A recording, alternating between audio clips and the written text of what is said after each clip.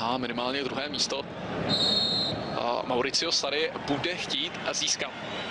Utkání je zahájeno, Bologna hraje ve žlutých dresech, málo místa. No a tohle je prostor pro Vladislava Krejčího, ten má proti sobě Hisaje. Krejčí dokázal odcentrovat a je to střela, která... Ten balón od Krejčího možná byl jemně tečovaný, možná ne. Větší potenciál má. Pravda, dnešní dva soupeři spolu obchodují velmi často. Teď pozor na Insigneho. Francesco. Teď už na druhé straně Insigne s centrem na Callejona, který dává gól. A španělského... Tentokrát to Hamšík zkusil vzduchem, Insigne pálil. Naprosto v pořádku s hlediskem. Tím nezůstává ani u náznaku. Lorenzo Insigne. Znovu zkusil vystřelit a hodně rychle. Hamšík. Ten umí vystřelit z dálky. Rána zkusil, co s tím udělat. Zeninsky si počkal na ten správný moment a Hamšík dal. Už to znovu začíná připomínat první poločas. Insigne má to na pravou nohu, tohle...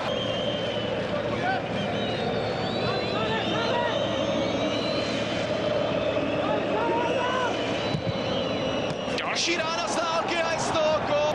Bologna udeřila dnes. Podívejte se na to, Verdi dostal prostor. A Hamšík, který tam k němu nepřistoupil včas.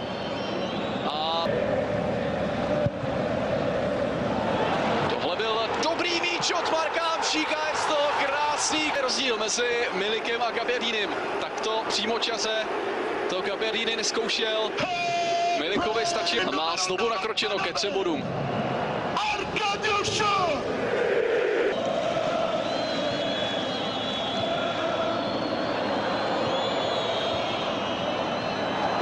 Bologna to znovu zkusila z dálky. Jo, tentokrát to zkoušel švýcarský reprezentant Blerim Gemayeli.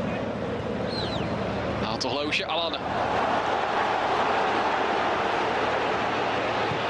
Rychle se podíval, kde je Insigne a ten pálí.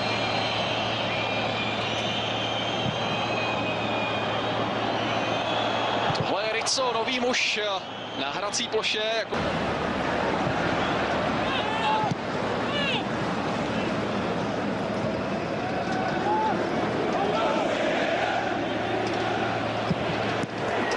Další střelík nemá dost. Dnešní utkání. Podívejte se, jak to celé vzniklo. Tenhle nevydařený odkop. Nakonec dosedl na hlavu Alana z pečího nedu.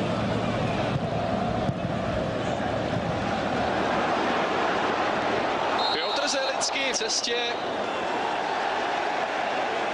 V tomto případě asi není co řešit. Insigne si bere hodně krátký rozběh. Bylo to pouze na 2 kroky. Nakonec bránu přestřelil.